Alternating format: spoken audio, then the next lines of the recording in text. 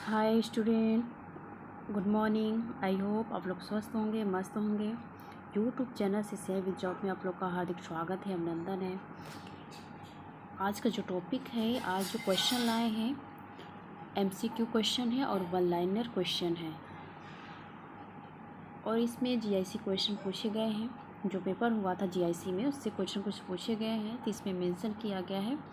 अगर आपने वीडियो को लाइक सब्सक्राइब नहीं किया है तो प्लीज़ वीडियो को लाइक सब्सक्राइब शेयर जरूर कीजिएगा, और इस वीडियो के वीडियो में शुरू से अंत तक जरूर बने रहिएगा।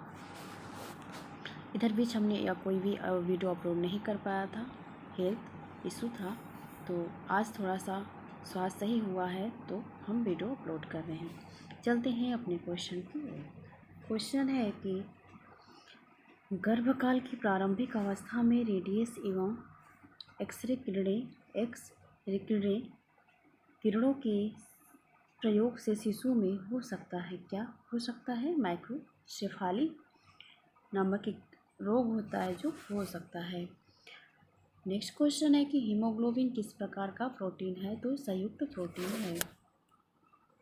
हीमोग्लोबिन कैसा प्रोटीन है? संयुक्त प्रोटीन है, इसलिए कि हीमो प्लस ग्लोबिन से मिलकर बना है, इसलिए यह संयुक्त प्रोटीन है। आगे क्वेश्चन है कि मानव शरीर में एकमात्र धमनी जो ऑक्सीजन रहित रक्त को वहन करती है तो फुफ्फुस धमनियां है। यह क्वेश्चन इंपॉर्टेंट है, पूछा गया क्वेश्चन है कि मानव शरीर में एकमात्र धमनी जो ऑक्सीजन रहित रक्त वहन करती है तो यह फुफ्फुस धमनी है।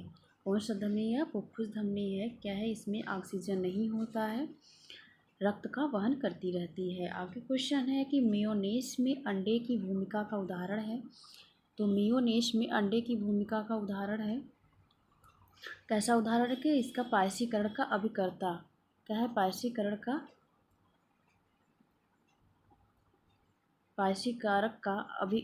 पायसीकारक अभिकर्ता का यह उदाहरण है कि मेयोनेज़ में अंडे की भूमिका का। अगर पूछा जाए क्वेश्चन मेयोनेज़ में अंडे की भूमिका का क्या उदाहरण है, तो पायसीकरण पायसीकारक लिखा है, तो यहाँ पे होगा इमल्सिफिकेशन होता है, तो यह भूमिका होता है। आगे क्वेश्चन है कि दोहरा नुकीला डॉट क्या है? तो फिश जो डॉट होता है उसे नुकीला और दोहरा डॉट कहा जाता है। आगे क्वेश्चन है कि अप्रक्षेपित दृश्य सामग्री है, तो चार्ट है, पोस्टर और ग्राफ है। नेक्स्ट क्वेश्चन है सबसे अधिक प्रयुक्त होने वाला निर्वहन अभिकारक डिस्चार्ज एजेंट कौन सा है? तो रोंगालाइट है। रोंगालाइट क्या है? सबसे डिस्चार्ज एजेंट है। आगे क्वेश्चन है कि विटामिन ए की कमी से जो लक्षण है, आकाश सही क्रम क्या है? तो रतौंधी है, कैरेटीकरण है, कैरेटोमलेशिया है, जीरोथैलेमिया है, और इसकी भी बीमारी है, तो यहाँ पे बस 4 को मेंशन किया गया है। विटामिन ए की जो कमी से लक्षण दिखते हैं, तो रतौंधी है, कैरेटीकरण है, कैरेटोमलेशिया है, जीरोथैलेमिया है। आगे क्वेश्चन की ओर चलते हैं। क्वेश्चन है कि 2 वर्षीय बालक के शब्दकोश में अधिक से अधिक कितने शब्द जुड़े होते हैं? तो 250 शब्द जुड़े होते हैं, 250 शब्द जुड़े होते हैं। आगे क्वेश्चन है कि दुग्ध प्रोटीन किस एक आवश्यक अमीनो अम्ल में क्या है? घनी होती है, तो लाइसिन। आगे क्वेश्चन है कि आवश्यकता से अधिक भोजन ग्रहण करना क्या कहलाता है? तो इसे अति पोषण कहते हैं। हमारा भारत 2 तरह से ग्रसित है, एक अति पोषण, एक अल्प पोषण। तो जो व्यक्ति भोजन जो ग्रहण करता है आवश्यकता से अधिक करता है तो उसका मोटापा भी बढ़ता है, उससे क्या हो जाता है? अति पोषण हो जाता है।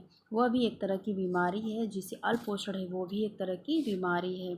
अधिक मोटापा बढ़ने से क्या होता है कि अनेक प्रकार की बीमारियां हो जाती हैं, जैसे हार्ट डिजीज़ हो जाता है, और आपका उच्च रक्तचाप बढ़ जाता है, हृदय संबंधी बीमारियां हो जाती हैं, तो अनेक प्रकार की बीमारियां देखने को मिलती हैं। आगे क्वेश्चन है कि आवश्यकता से अधिक, ये क्वेश्चन हो गया। आगे क्वेश्चन है कि ध्वनि को तीव्रता जो मानव कान के पर्दे को क्षति पहुंचा सकती है, तो यहाँ पे है 70 डेसिबल से अधिक। डीबी का मतलब डेसिबल होगा, यहाँ पे हमने यहाँ पे लिखा है, प्रदर्शित किया है। तो जो 70 डेसिबल से अधिक ध्वनियाँ होती हैं वो मानव कान के लिए क्षति पहुँचा सकती हैं, इसलिए ज़्यादा से ज़्यादा इसकी जो भी आपकी तीव्र ध्वनि हो, ज़्यादा 70 डेसिबल से कम ही हो, इसलिए अगर अधिक होता है तो कान के जो पर्दे होते हैं उन्हें क्षति पहुंचा सकती हैं ध्वनियाँ। आगे क्वेश्चन है कि अनावश्यक गतियों का विश्लेषण, अनावश्यक गतियों का विश्लेषण जिनका उन्मूलन किया जाना है कि निम्न में से इसके अंतर्गत किया जाना है, तो क्रोनोसाइक्लोग्राफी के अंतर्गत किया जाना है। क्रोनोसाइक्लोग्राफी यह किसके अंतर्गत आता है? यह है आपका जैसे कि सरलीकरण के दो यहाँ पे बताए गए हैं नियम।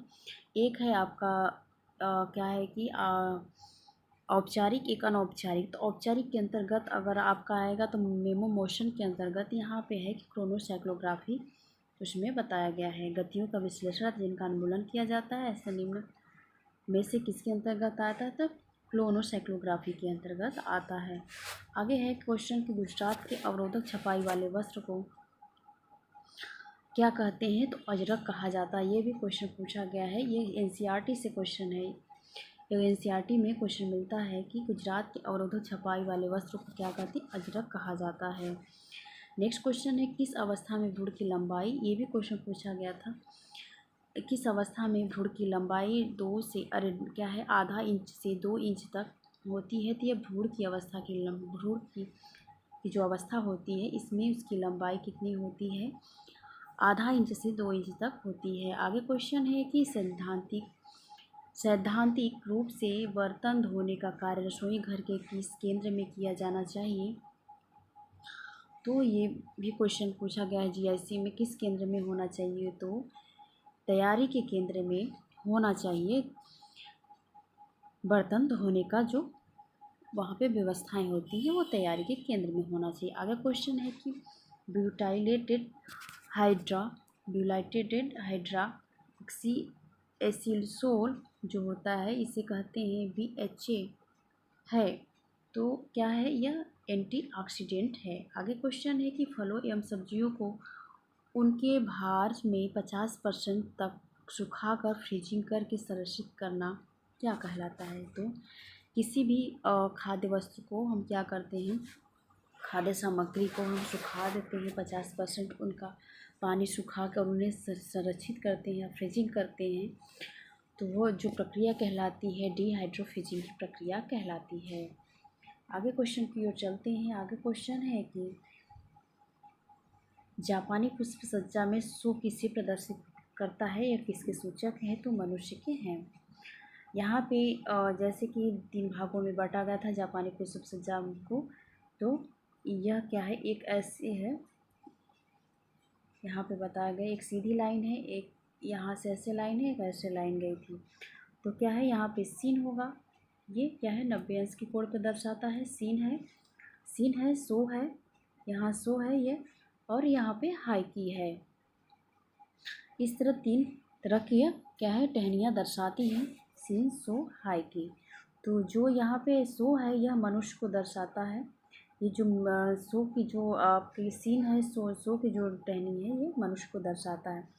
देखिए ऐसे भी समझा जा सकता है कि ऊपर क्या है हमारा स्वर्ग है, नीचे पृथ्वी है। हाई की मतलब पृथ्वी को दर्शाता है और बीच में हमारे मनुष्य। अगर हम एक तरह से अपने और अर्थ को लेते हैं तो इसमें भी है, ऊपर जैसे आपका बादल है स्वर्ग के रूप में आकाश में ले लेते हैं, और बीच में हम अपने मनुष्य को रख लेते हैं, और नीचे क्या है ज़मीन को रख लेते हैं, पृथ्वी को रख लेते हैं।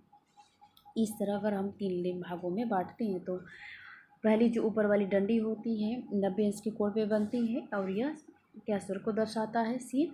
सो हमारा जो है यह मनुष्य को दर्शाता है, और जो हमारा हाइकी है यह पृथ्वी को दर्शाता है। यह सभी प्रकार के कोण बनाते हैं। आगे क्वेश्चन की ओर चलते हैं कि CPCB दर्शाता है तो किसे? सेंट्रल पॉल्यूशन कंट्रोल बोर्ड को यह दर्शाता है। इसका फुल फॉर्म है CPC।